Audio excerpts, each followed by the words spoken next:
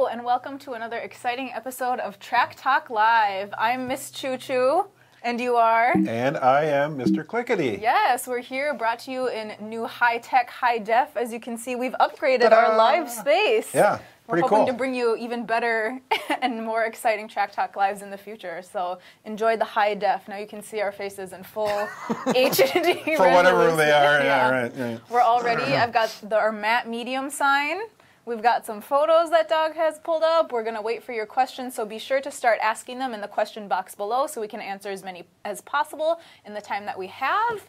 And let's just recap and see, Doug, what have you been doing since the last time we were live? Aha. Well, in the past month, I've done many things, but one of the things that I think was pretty cool is my son and I did a train trip, Amtrak trip that we've been talking about for a long time. And I'm interested in the Southern Pacific Railroad, and the trip we took is on the rails that were Southern Pacific. They're not anymore. They're Union Pacific, but it's the train was the Amtrak Sunset Limited. Oh, sounds fancy.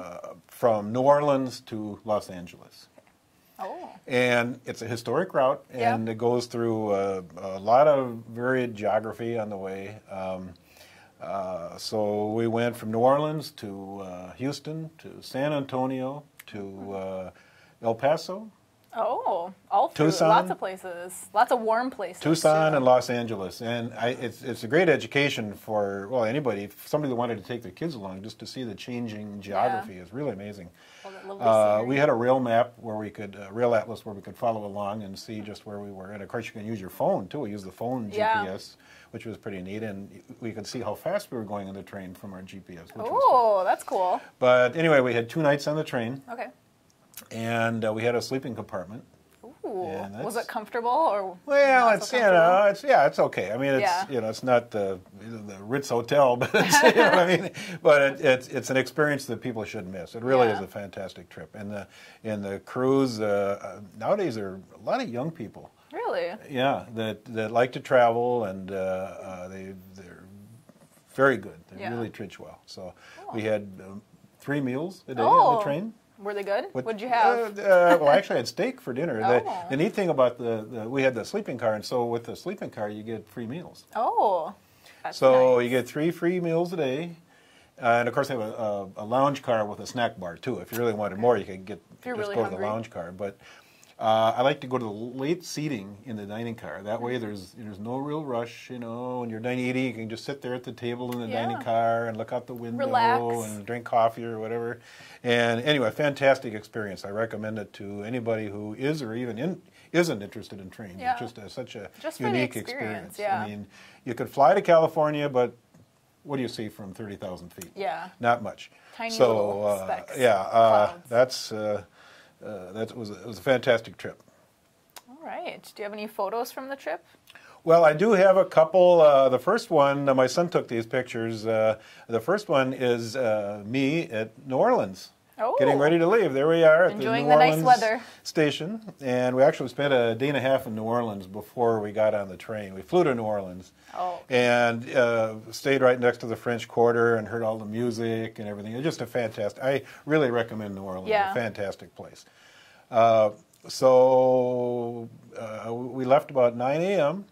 and got to, this picture is in Los Angeles. We got to Los Angeles, we were going up to San Francisco to San visit Fran. a relative of mine. And so we changed trains at Los Angeles and got on the Starlight train, which was this one. Cool. And there's a section of about 70 miles where you're right on the beach. Oh. I mean, you could sit there and look right out at the ocean from the train. It is the most fantastic ride. Picturesque. So I recommend both of those trips highly. Yeah, and I know that you also have some other photos that we're going to look at today. So this is a new segment of Track Talk Live that maybe you, the viewers, could participate in too.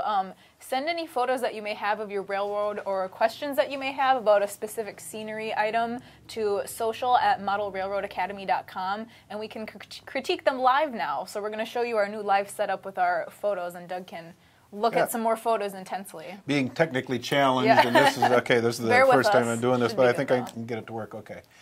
this first picture, now all these pictures I've taken at train shows over the years, and to be honest, I can't even remember what town I was in. Taken so many. But this is a scene that I think is absolutely fantastic. If you look at this thing, there's virtually nothing wrong with it. There's a lot of really good things, and a big part of any scene like this would be the human element. I mean, getting the human element involved. And so we talk about model railroading as being three-dimensional art. And in many cases, it's three-dimensional animated art. Yeah. But then I call the theatrics the fourth dimension. There's so much human activity going on in this picture. So I'm going to try to, let's see if I can do this right here.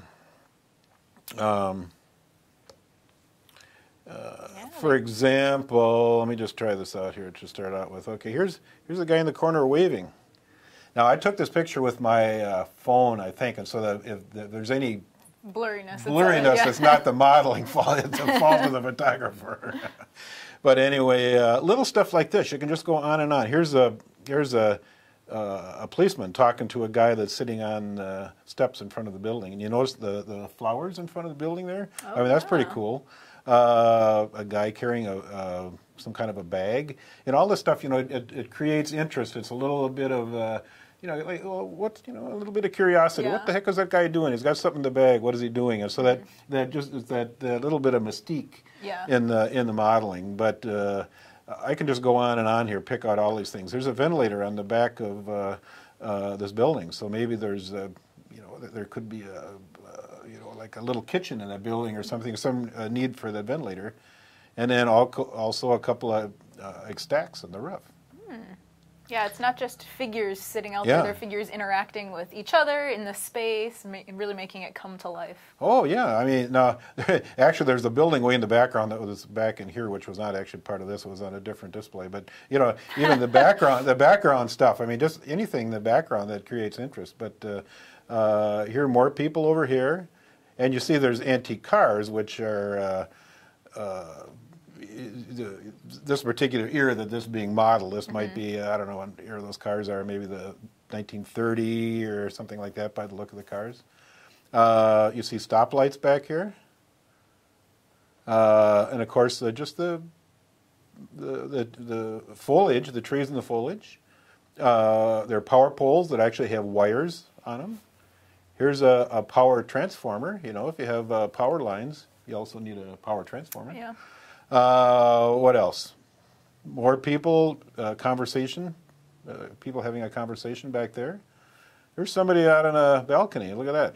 He's at the balcony looking around. Hey, what's going on out there? Hey, Yeah, you don't have to just put people on ground level. You can put them up in different areas. And so here's a guy carrying something. Not sure what that is. Bag, or is that a satchel? mailman? Maybe that's a mailman. Anyway, and look at here, a potted plant on the end of a banister. Yeah. Now that's pretty cool. And the road is weathered. It's there are a little bit of weeds here and there growing along the sidewalk, and the sidewalk is even actually weathered. It doesn't look too clean. It looks dirty like you'd see in an older city. Yeah. I mean, you could probably go on and on. I mean, here's a little shed for something on the side of this building.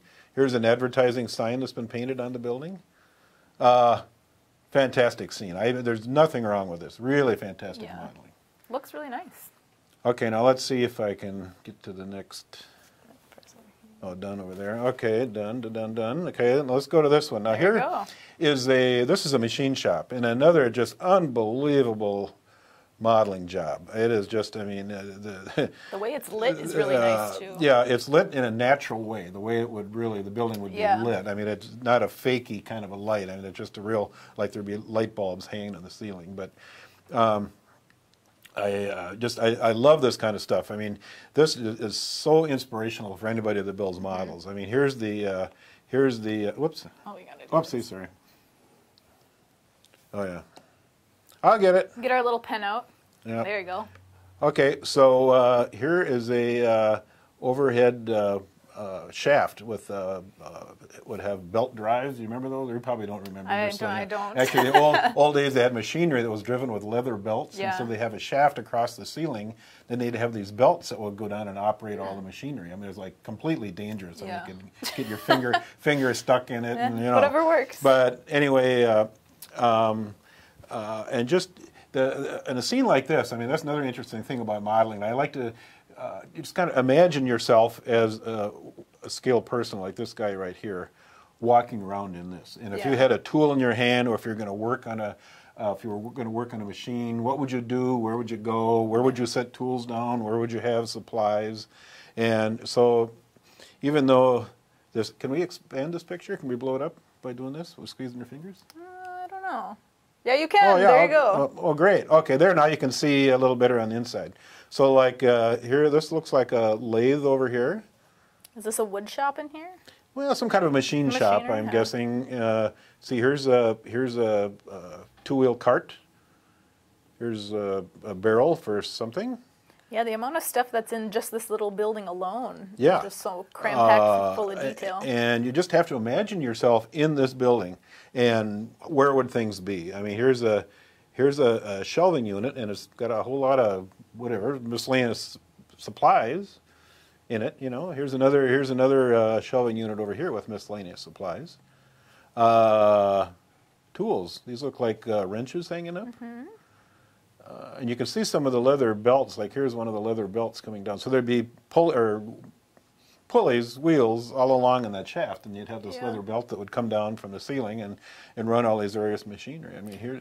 Do a lot of people purchase all these little elements or make them from scratch? Well, some of each. Yeah. I mean, you have to. You know, there's a lot of, especially in HO. There's a lot available on HO as far as detail stuff goes. But yeah, a lot of the stuff you have to imagine yourself, and people are 3D printing now. Oh, that's a great idea. If you have, if you have the talent to actually do the software it takes to do 3D printing, you can do basically anything you want. Or have access to a 3D printer. I know they're expensive. So, Well, there's also an outfit called Shapeways, which is pretty cool, and I think there's other places like that that are coming around, but the Shapeways has a list of things that if you send, for example, if you send a software and have Shapeways make you something, they keep it in as a file so that other people can order make that same thing that you ordered. Cool. And so there's just, you can go onto Shapeways website and just, if there's something you want, you can see if they have it. And then if they don't have it, then, make your own. If you know how to do the software to create it, then you can certainly do that.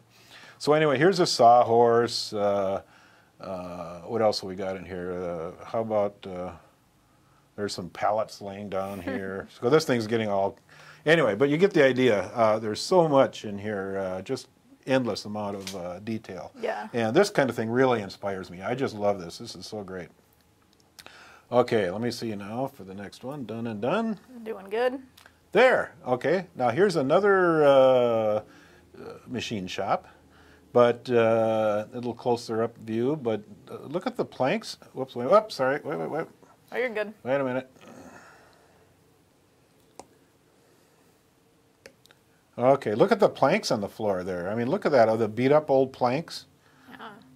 Do you think they weathered them and then put them together, or put them together and then weather? Well, a lot of people do. They'll weather them ahead of time, but then you'll see how dusty they look. I mean, Yeah. they're so dirty and dusty, you can't even see any wood grain or anything. They're just, could have decades worth of wear and tear and everything. But here's a little broken spot in the board. I mean, you can just go crazy. So people, what I would do modeling is to weather them and then put them in and then weather them again. Yeah. Here's a pick over here. There's a barrel of something with a little valve on the end, so that's fuel oil or something in that barrel with a little spigot on the end. You can see one guy working over here. There's another guy in the back there. Yeah. Is there another guy way in the back? Yeah, on the left. Or over here, yeah. Look at this cart. It's a little two-wheel cart, and with the tools and stuff on there. Look at this an old timber here, but it's all beat up on the end and everything. Like they've probably used it for years. These look like some jacks. You You really have to do your research Oh, to know oh. like about. But I just love this. I mean, this kind of stuff is so fantastic. And Yeah. I have a lot of these pictures, and we're going to show just a few this time. But I'm hoping that you folks watching will send in your photos too, and Yeah. we can look at them. Yeah, here's another guy. See a guy working over here. He's got his sleeves rolled up, and see that you actually weather people.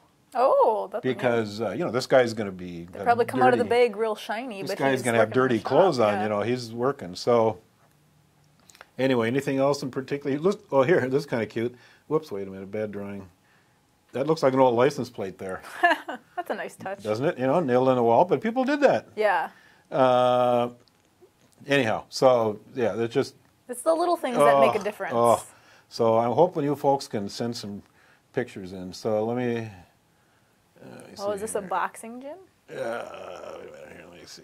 They're here. I got it. Doing good. There.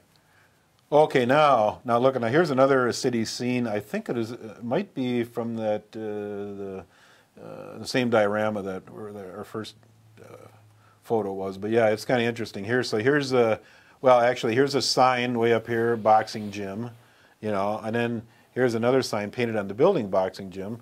But guess what? There's guys outside fighting.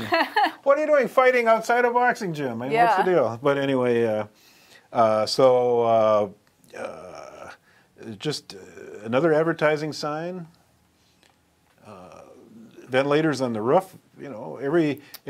Oh, I'm going to interject here. go People ahead. are asking where they can send their photos. So if you would like to send a photo in, we'd love it. Send them to social@modelrailroadacademy.com. And then we'll hopefully bring them in for our next live event. Just wanted to put that in. Yeah, case by you're all wondering. means. Yeah, I'm sorry. Yeah. I get carried away when I look at this Oh, stuff. no But problem. another little side shed for who knows what reason that is with a sloped roof. That might be covering a stairway. Yeah. That kind of indicator of a stairway. But railing here, retaining wall, little retaining wall. I think the street went downhill, so they have a little retaining wall there. Let's see what else. Here's a cop directing traffic.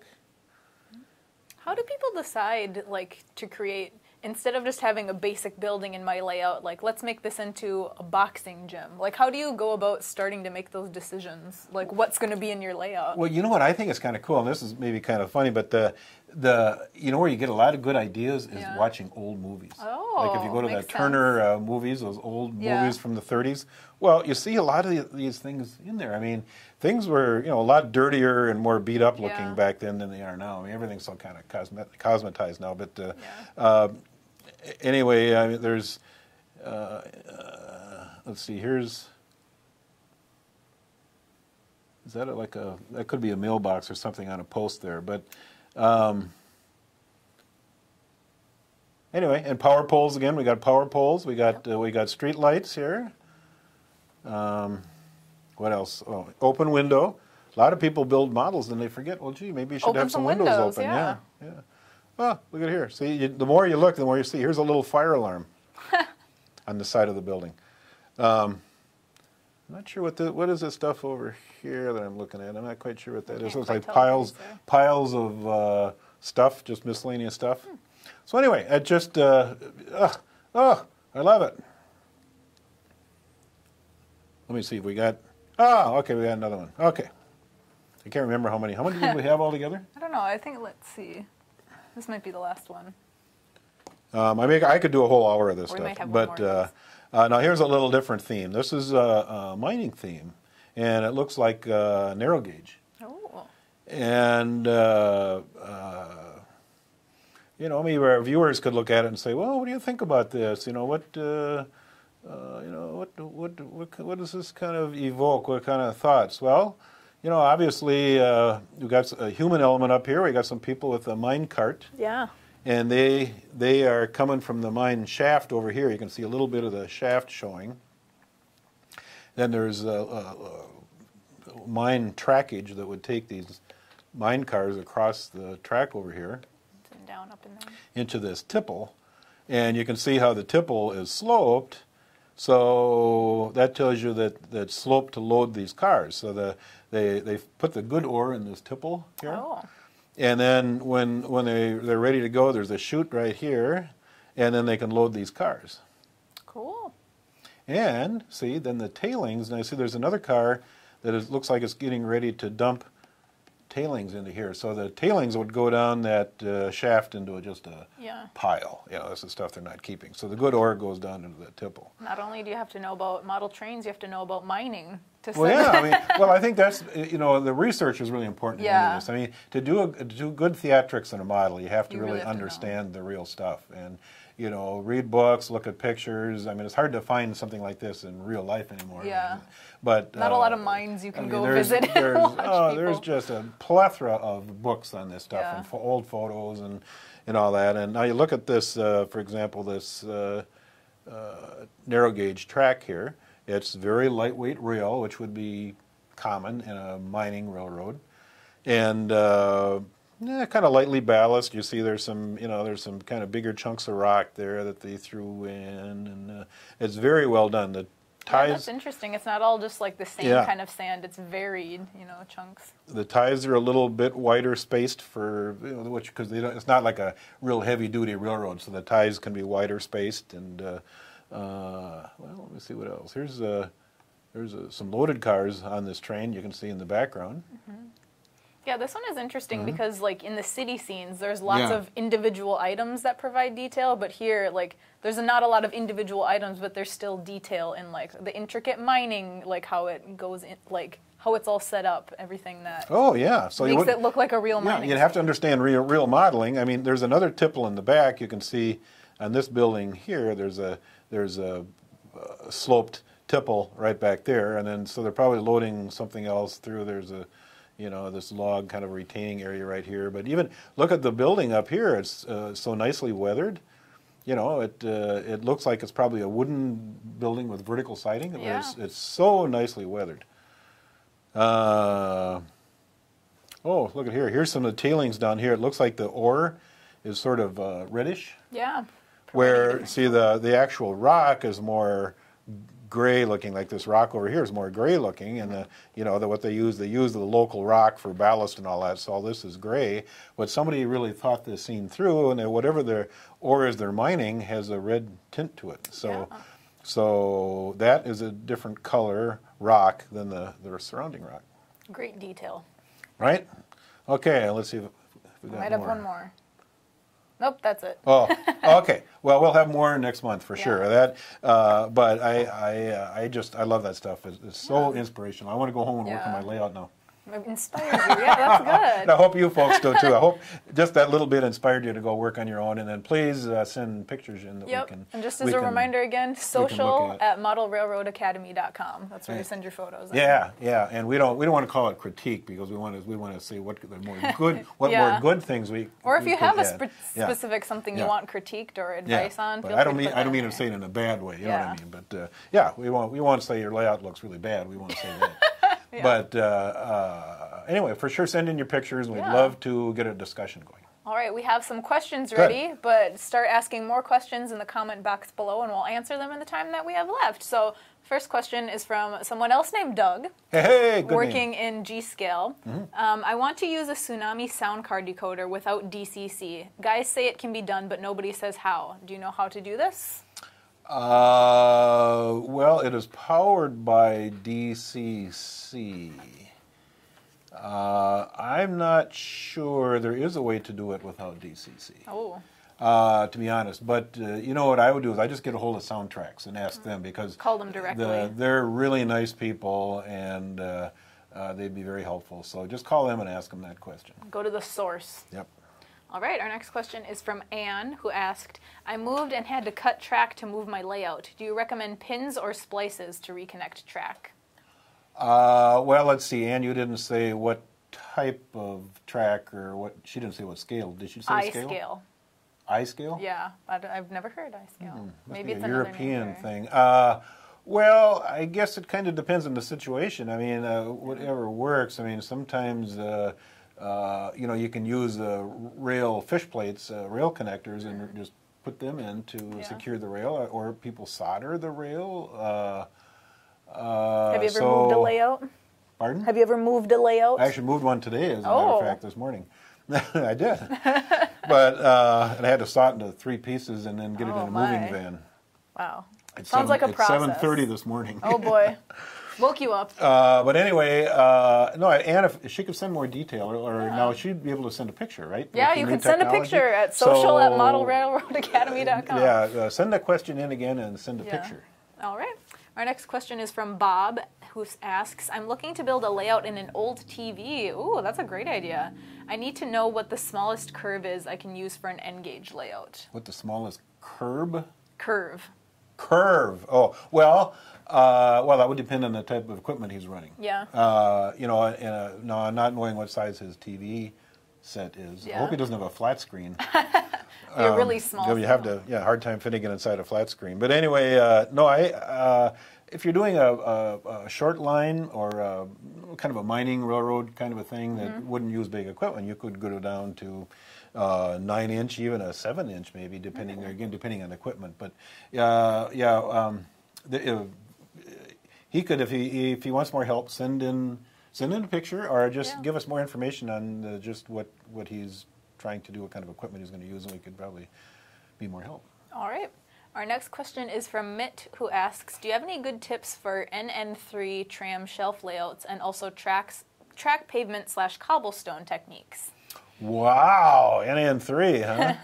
Well, I'm working with an N-scale guy, and and he's doing brick buildings. Oh. And the problem with when you're doing that small stuff, like a brick building or a cobblestone street, is that it's so small that you can hardly tell. I mean, you can hardly even tell the relief. And I think we're actually getting to the point where it's probably just as easy to do something that is just 2-dimensional. Yeah. Rather than trying to get 3-dimensional, unless it's right in the front, maybe. But if you're doing a brick building that's in the background, you're not going to tell whether it's 3-dimensional or 2-dimensional, really. And there's software. I know Evans Products is one where they actually it's software that allows you to print out like brick patterns and probably cobblestones too, that kind of thing. So that would be a couple of things I'd recommend. Printed out 2D. Yeah. Our next question is from Ray, who asks, I want to run 2 circle tracks on the same layout, no crossovers, from one DCC booster. Is that realistic? Well, I mean, I guess the DCC booster wouldn't make any difference as far as the realism. And he didn't say what brand DCC, but most DCC starts with about 5 amps. That's kind of the normal. There's some 1 amp ones, but the standard set is 5 amps. Okay. And that'll run quite a bit of train stuff. And so if he's talking about 2 circles and 2 locomotives, 2 trains, he's going to have plenty of power. I mean, there's no. It's doable. He's not going to draw anywhere near 5 amps. All right. So I would say, for sure, it's doable. Cool. All right, Rich asks, I'm thinking about getting my first train set. What size track/train should I go with? I'm 75 years old, but have always since a child wanted to build a train layout. All right, 75, good for you. I like that passion. Well, I'll tell you, I'm 70, and the old eyes aren't as good as they used to be. So I wouldn't go too small. I would recommend, HO probably is the smallest. Okay. But I've talked a lot about S-scale because I do S-scale. And I love S-scale for the size and the heft of it. And of course, the bigger you go in model trains, the less amount of train you can get into a given space. So there's always a trade-off. But I have a small S-scale switching layout that's 2 foot by 8 foot. And I have a lot of fun. I scratch-built a lot of structures and all that to go with it. And I'm having plenty of fun. And I've got, I can spend the rest of my life working on that. So, did I say 18 feet or 8 feet? 18. 2 by 18 foot is my size. That'd be 36 square feet. Wow. So I have 36 square feet, and I could spend the next 20 years working on it. Just modeling away. I'm glad that you email in, and if you have any more questions, I'd love to help you out. All right. Our next question is from John, who asks, I am building an HO model railroad I'm building HO model railroad buildings from styrene, and I'd like to have some plans to go by and not copy them. Or by not copy them? Is there a website that you know of where I can get some free plans to build HO scale buildings? Well, there are plans out there, structure books that have been published. Yeah. Railroad Model Craftsman has done structure books for, I don't know, years with kind of general structure ideas. A Model Railroader magazine has had structure plans, practically every issue that have some sort of a structure. Yeah. And then if you have a particular railroad that you want to model, a lot of times if you buy books or materials from their historic society website, they'll have plans that would be buildings for your particular railroad. Yeah. And now I've taken generic plans and modified them too. I mean, that's kind of neat. And once you get used to building models, you don't have to do it exactly the way the plans are. Maybe the building doesn't fit Add exactly some in the creativity. space or something, Yeah. and you can actually modify the plans. So, yeah, go for it. All right. George asks, I'm looking for a traction motor for an older Bachmann 464 locomotive. Looks almost round and stands upright. Do you have any idea? Or where to start looking, maybe? I haven't seen those around for a long time. I think what he's going to have to do is go to a flea market. Oh, and just be on the lookout. Be on the lookout, or maybe eBay. I mean, you never know. Treasure eBay. hunting? But yeah, find an old one you can use for parts, because I just don't know. I mean, other than that, I doubt. I mean, you could contact Bachmann, but I doubt they would have any parts. Yeah. Good luck. All right, let's see. Scrolling down here. Our next question is from William, who asked, is it okay to solder HO Cato track together if you leave some gaps along the way? Well, you could. I mean, I actually am not a big proponent of soldering everything because I think it makes it too rigid. I think you need to have a little expansion and contraction room in there. And, if you soldered it and left gaps, I mean, what's the point? Because it's not going to... Yeah. I mean, you could leave little gaps if you're in a kind of an environment that could be, like humid environment, that kind of thing, where it might expand and contract. You could leave a little gap, but not solder it. But what I recommend is just plenty of feeders. I mean, because you can't rely on your track fish plates to work forever. There might be a certain amount of time they're going to get corroded or dirty, and maybe they'll work right away when you first build your layout, but then later on, it might go bad. So, and a model railroading, it never goes bad right in the front. It's always in the back. The worst place to get to, that's where it goes bad. Where it's the most difficult. They generally recommend, it depends on your scale too, but they generally recommend a feeder like every 6 feet, 8 feet maybe. And especially in the back, where you can't get to it. Put a lot of feeders in the back. And you'll be glad you did. It's cheap insurance. Yeah. And then you don't have to worry about soldering your rails. Yeah. Easy peasy. Next question is from Jeff, so this is a long one. Let me read it out. I'm building an HO layout powered with NCE's PowerPro DCC system. I have 7 power districts, but one has about half of the 190 inch of track in the entire layout. To route power to the whole district, I will have 6 leads that branch out such that no one branch is run more than 30 feet of 14 AWG wire as the main bus. Track wires drop 12 inches to 18 inches from every piece of NIS track, mostly flex track, to connect to the main bus. According to all the literature I can find, this should be an acceptable wiring plan as long as no run from the 5 amp DCC power source is longer than 30 inches or centimeters. Do you agree? Oh yeah. In fact, sometimes what you read on the internet is a little, maybe a little more than the most model railroaders need. I mean, if you have a huge model railroad club with a lot of wire and all that, there's more, kind of more stringent specifications. But you're using 14 gauge wire, which is plenty heavy, and the loss in the 14 gauge wire is minimal. Did he say the size of this layout? I don't think so. Well, just that it was HO. Yeah, and then the wire is not running any more than how many? 30 feet of wire. 30 feet. So 30 feet of 14. Yeah, I mean, that should be fine. There's also there's kind of talk back and forth about twisting the wire so you don't get crosstalk on the wire. So as you run that 14 gauge bus, you actually twist it, which helps preserve the signal. And I did DCC back in the early days, and nobody ever talked about that. And really? I've never had any trouble. So I mean, it's fine if you want to do it, go ahead and twist it. But you got plenty of power there. You're doing exactly right on the wiring, and he's putting a lot of feeders in there. He said. Yep. So you're doing exactly the good. right thing. I wouldn't worry about it unless you have a huge model railroad club. Right on, Jeff. All right, our next question is from Anya, who asks, do you have any fun new train trips planned? Aha! Well, actually I do. Ooh. Well, I don't know if people have been reading the real railroad news, but there's talk of cutbacks in Amtrak, and they're actually talking about cutting back some of these long distance trains, which is a shame. Yeah.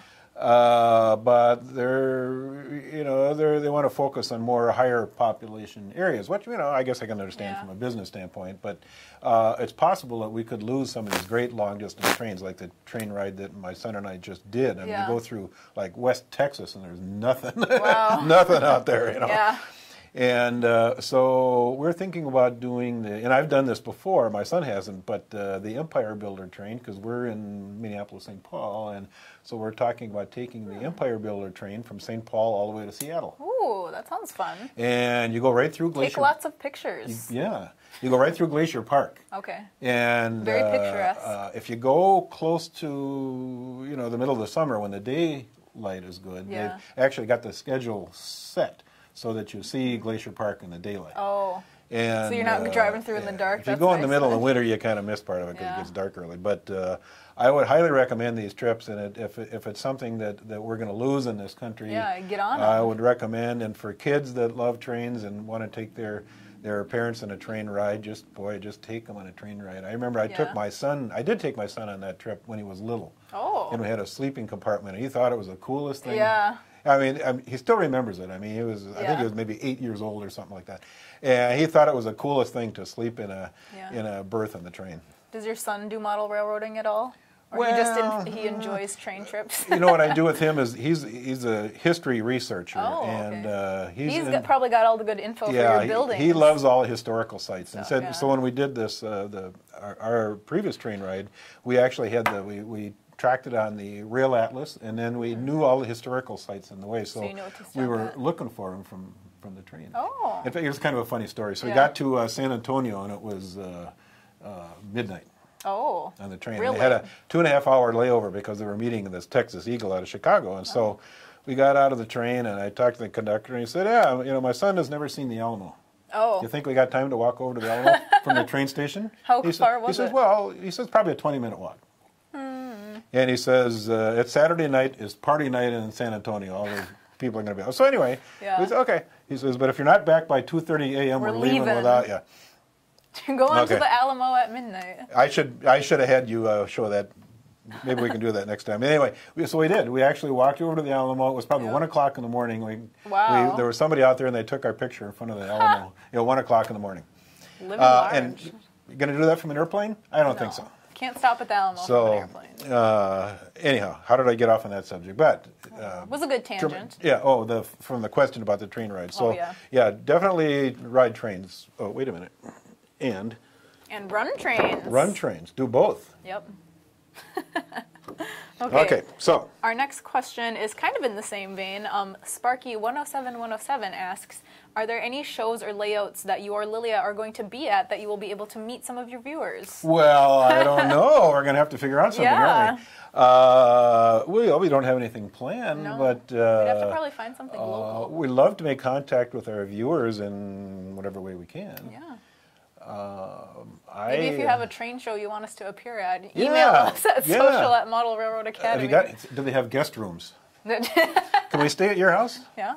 No, but seriously, send us some information, and we'd love to check it out, and maybe we'll just do that. Maybe we could do a live show from that'd be great. From out of town. That would be great. All right, the next question is actually for me. There's a question for me. Emmett asks, Miss Choo Choo, if you were able to build a layout, what would it be? So I do not model railroad. I just ask the questions about it. I don't know. The only trains that I've ridden on, like a passenger train, is I've been to Japan multiple times, and they have a lot of high-speed bullet trains, so I really like those. So maybe I'd model like Tokyo or something like that. So you do an urban scene rather than like, say, a Wild West or something mining scene. Or even even in Japan, they also, these bullet trains go deep into the mountains, so Yeah. it could be a track Oh, along so you the could do mountain. okay. I don't know. I'd probably model Japan. More That's my contemporary. answer. I mean, I think people tend to model what they knew, especially if Yeah. something you knew as a kid. I mean, like me, I was really influenced by the mid-'50s. Yeah. But hey, whatever works, go for it. Maybe you should. Maybe think I will. Think Maybe about I'll it. pick it Yeah. In up. fact, she could bring her layout to the next show if we Yeah. go to a show. We could, right? Be on the lookout for that. Yeah. Yeah. All right. Our next Keep question. sending in those letters. Our next question is from Larry, who asks, considering costs, what is the least expensive way to do an automated crossing grade gates via optical sensor or infrared sensors? Well, there are many ways of doing automated crossing gates, and none of them are really simple because there's current detection, there's optical detection, and there's infrared. The current detection is nice, but it's not. It's hard to detect the direction of the train over the crossing. And then with optical, you can detect, and also with infrared, you can detect the direction of the train. But it's a spot contact rather than an entire block like you'd have with a current detector. So with optical, it's half as much wiring as infrared, because infrared you have to have a sender and a receiver. So there's you have to have 4 locations, 2 distant ones on either side of the crossing, and then 2 near ones. So you have to have 4 locations of 2 sensors, or 1 sensor and 1 receiver at each location. So that's 8 little units you have to wire. And it's doable. The optical, of course, if you want to do a day-night scene, that doesn't really work, because then if you dim the lights, then they're getting false information. So it's kind of a toss-up. I've done infrared lately. It's a little more messing around, and of course you have to set the sender and the receiver, because they have to bounce off the bottom of the car, so it has to go ding ding like that. And so the sender and receiver have to be kind of angled in between the rails, and So you got to they get hit those each just other. right. And then of course there are adjustments, of course, that kind of fine tune the sensitivity. So I wish there was an easy answer, but there's no real easy answer. I would actually hire somebody to sit under the layout. Yeah. And then just when the train's coming, just turn them on. Just to look at it? Yeah, Just hide someone under. Yeah, have a guy under the layout behind a curtain. Full time. Just. All right, our next question is from Bob, who asks, I'm recycling my old HO layout to ON30, and I'm nice. planning on ripping up my PECO switches and track to relay them to a new track plan. They have been ballasted and painted. Suggestions? You mean what is for reuse, or? Yeah, or putting them in the ON30 maybe? Yeah, I mean, you could certainly do that. I mean, the ties, because what did you say? He has HO? Yeah, recycling HO. HO Pico. Wanting to relay them to a new track plan. Yeah, I mean, the thing is, the ties wouldn't be right there. It'd be out of scale for ON30. I mean, it's great. I mean, you could do that. I mean, you could basically cut the ties off, and I've done this. You could actually cut the ties off and just save the rail portion of it, and then re-spike them down. Now, depending what you're going to use for the rest of the track. Now, when I did my S scale, I wanted to use real wood ties. Oh. So I actually got real wood ties and then spiked the rail down to the ties, which you could do with your ON30. You could just, if you're going to use your Pico switches or even the Pico track, you could actually just take the ties off all your Pico track and re-spike it down for ON30. That might be an idea.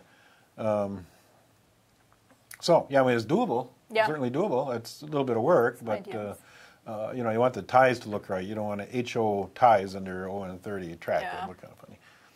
All right, our next question is from Dave, who asks, I'm having trouble making a waterfall on a backdrop. Painting is okay. However, caulk on wax paper, I can't get that to transfer to the painted waterfall. So he's pre-making the waterfall. I think he's pre-making the waterfall, and he wants to attach it to the backdrop. It might be some place where it's kind of hard to get, so he wants to pre-make the waterfall and just kind of set Would this be a place where somebody could use matte medium? At all? Ta-da! I'm just asking because we haven't been able to use the sign yet. Well, in this case, you'd probably use gloss medium because you want it to look Gloss wet. So you'd use medium. gloss medium. We Matte should have a medium's sign cousin, for gloss yeah. medium. Yeah, they're cousins. What I should do is have matte medium on the side and they can switch it over and that can be gloss medium. Yeah, I mean there are different ways of doing it. I mean you want to do the caulking so that you get it in the correct shape. So you're going to shape the caulking sculpt it out, so yeah. that you have the correct shape and you can pop it into the layout, and that's all doable. But you could actually do that with gloss gel. Oh, We could have a sign for that too. gloss gel. Gloss gel is like gloss medium and like matte medium, Yeah. except it's a gel form, and you can actually shape it. It's Oh. acrylic, and you know what I've used is kind of neat is you can take tinsel. Oh. And then Because you want that paint kind of a over that? silvery look Yeah. inside of the waterfall. You can actually take tinsel and shape that with. Now there you could take like say gloss medium, get the tinsel the way you want it, and then take gloss medium and just paint the over it? tinsel with gloss medium to kind of get it rigid. Ooh.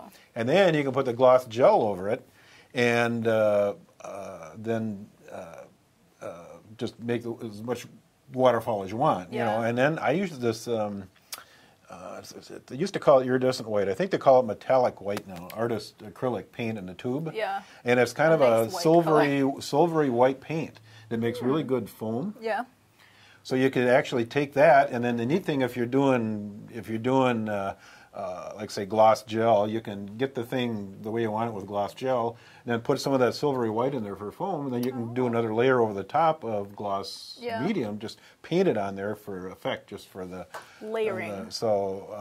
that to me, I mean, I know people do use the caulk, the acrylic Yeah. caulk, but I like the mediums. The personally. mediums. All of the mediums. Matte mediums, All of them. gloss mediums, the medium family. That you can get it in an art store Yep. like Michaels. Is that nationwide? Michaels. They're nationwide, aren't they? Yeah, think Michaels, so. like a Michaels art store.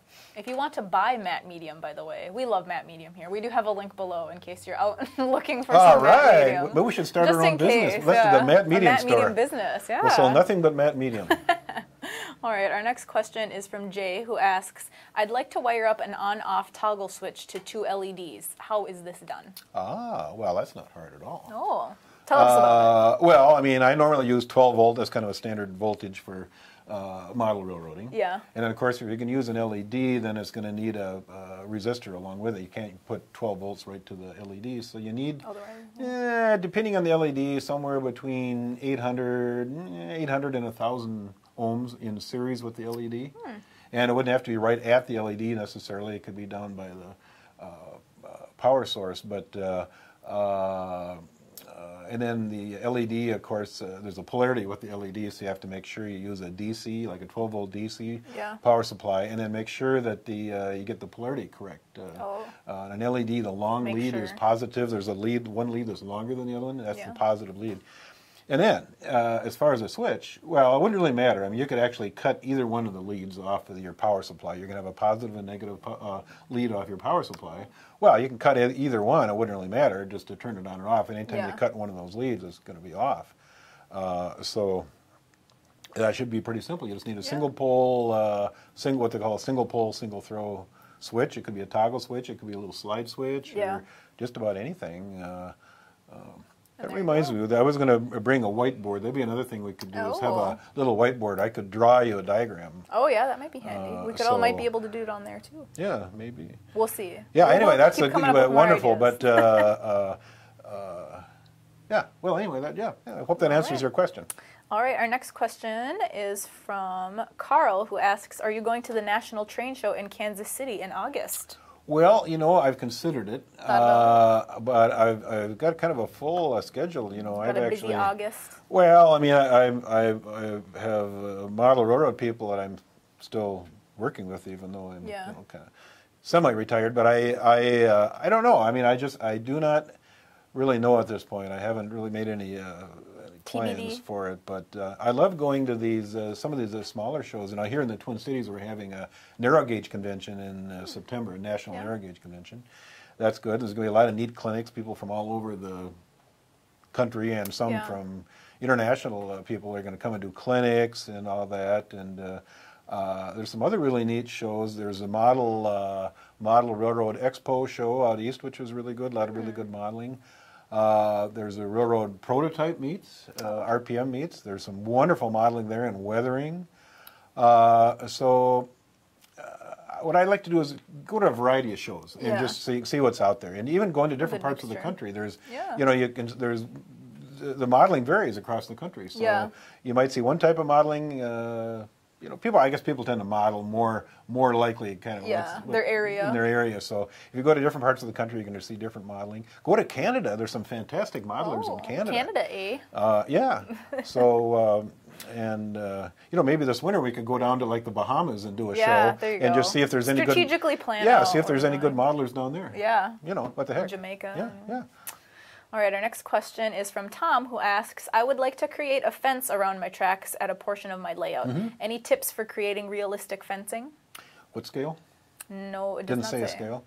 Well, I mean, there's a lot of pre-made fence Fencing. material out there. I mean, you could just, you know, you could build your own fence. You could go to a place like Shapeways that we talked about that has, you know, 3D printing of various kinds of fences that it would be appropriate for your scale. You can actually get, if you want to do, like, say, a barbed wire fence, you can actually get miniature barbed wire. Yeah. So, Is depending it sharp? No, I did a cyclone fence in my S scale, and I used fiberglass screening, regular window screen that you can buy, say, at Home Depot. Oh, cool.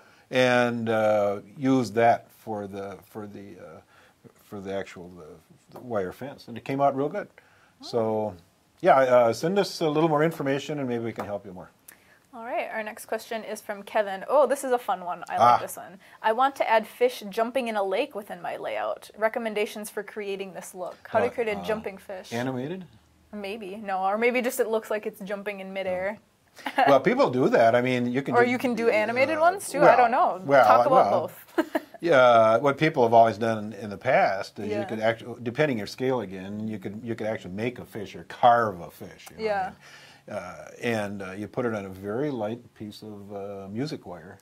Or fishing wire. Well, like you want something that's stiff, you know. Yeah. So music wire is stiff like and a piano springy. wire. Yeah, you can buy that at generally in the model airplane supplies in your local hobby shop. But they have all different sizes of music wire, spring steel wire, which is really handy for all kinds of things. But anyway, the very light gauge spring steel wire, put a fish on there and make a little pulley system. there you go. Send us a picture when you get it done. What about in the water? Do you have to create like a hole for the fish to be jumping out well, of? I mean, but depending on what you're going to do for water, you could actually do the fish ahead of time. Yeah. And then if you're going to use gloss medium, matte medium or gloss medium for the water, you know, the fish could be halfway out of the water when you're done, so you can still put the fish on a wire. Yeah. And then just fill the water in. It wouldn't have to be a medium. It could be one of the other water products. You could pour anything in there and then just, you know, bury the fish halfway in the water. I mean, people do that with, you know, you can do that with, like, make a dock before you put the water in, and then just let the water come up on the dock, or like old tires, or, you know, junk in the pond. So little details. You can detail your pond before you put the water in it. Is there any way? So when you attach the wire, I'm just curious about this. The wire to it. Is that assuming then you move it manually, or do you have you're something talking about automated? actually. Well, I don't know. Yeah. Can you have it jump on its own? You know, HO scale fish are going to be this big, but yeah, I suppose you could. Well, actually, you could take the wire and put it in a little tube, and then you know, there's a lot of computer stuff, this Arduino stuff and all that, computer animation, where you could actually do that. You could actually have a little servo that would activate the wire and have the fish jump. Sure, why not? Or alternatively, hire someone to sit under your layout and pull it for you. Have somebody behind a curtain going up and down on the fish. Pulling all the wires. All right, this next question doesn't have a name to it, but somebody asks, half of my layout is not working, and I have DC power PAC. What do you suggest? Well, Broad question. Yeah, that's kind of a broad question. I don't know. It could be a bad bus wire. It could be... if half the layout isn't working, I would guess it's something wrong with your bus wire. Or if it's at a separate power district, maybe there's something shorting in that power district that would cause that part to not work. But it should be. It sounds pretty simple. I mean, it's got to be a wiring issue, and basically you just have to track it down. You know, you can use Actually, I just use a cheap test light. It's easy to use, and it'll read DCC. And so, follow your bus wire down, and process of elimination. Just keep working your way out. Yeah. And get to the point where your test light isn't lighting up anymore. Maybe you got a break in the wire. Maybe the wire got pinched or something. And it could be real simple. Could be anywhere in there. This is a question that has just come up a few times. People are wondering how you got interested in model railroading and when you started. Well, I've answered this question before, but my earliest memory of a real operating train goes back to when I was 3 years old. We should publish that picture too. I have it. We'll find it. Yeah. I got a wind-up Marx train when I was 3 years old for Christmas. And it's the cutest picture. My dad is sitting on the floor, and you can see the Christmas tree in the background, and there's this oval of track on the floor, and I'm standing there going, whoa! So excited about it. And I've had trains in my life ever since. Yeah. When did you begin modeling? When did you first make your first layout or this layout? Well, I think how old I would have been. I actually... my parents would buy me model train stuff when I was younger. But then to finance my expanding model train hobby, I had to get a newspaper route. Oh. So that was my first... starting early. Yeah, my first job to finance my model train hobby. So I don't know what age that would have been, but before I could get a legitimate job, it had to be, what, 16? Newspapers. 16 to get a real job, I think, back then. Anyway, so before I was 16, but I had model trains from... I remember my first HO train was an Athearn Hustler with rubber band drive. That probably takes people Rubber band. That probably takes people back, so. Well, there you go. Yep. Always interesting. But thank you for asking. Yeah. Our next question is from Gretchen, who asks, how do you paint bricks so that you have the effect of grout between the brick? Well, there are actually kind of two different sort of opposite methods. Depending on your scale and kind of the relief on the brick and all that, some people will paint the brick color on first, and then put the mortar color over the top, and then lightly clean off or wipe off. You can do it while the paint's still wet, or you can take a light abrasive and clean it off later. Clean off the top surface of the bricks, and then just leave the mortar lines. And then the opposite way of doing it is to actually paint the mortar lines in first, and then do the red brick over the top, and then very carefully not to get it into the mortar line. So it depends on what scale you're in. I mean, the bigger scales is a lot easier, but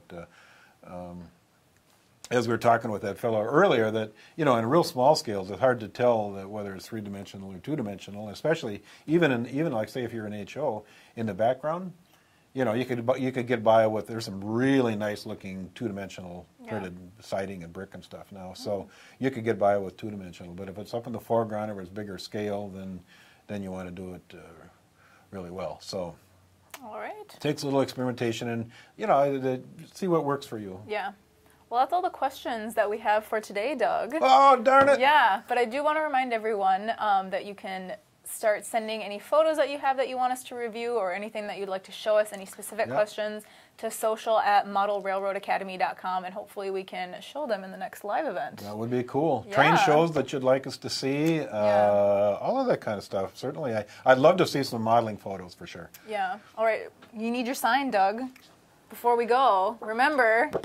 Run trains. Run trains. Thank you for reminding me. I'm Miss Choo Choo, and this is Mr. Clickety, and we can't wait to see you next time. Bye, folks. Thank you.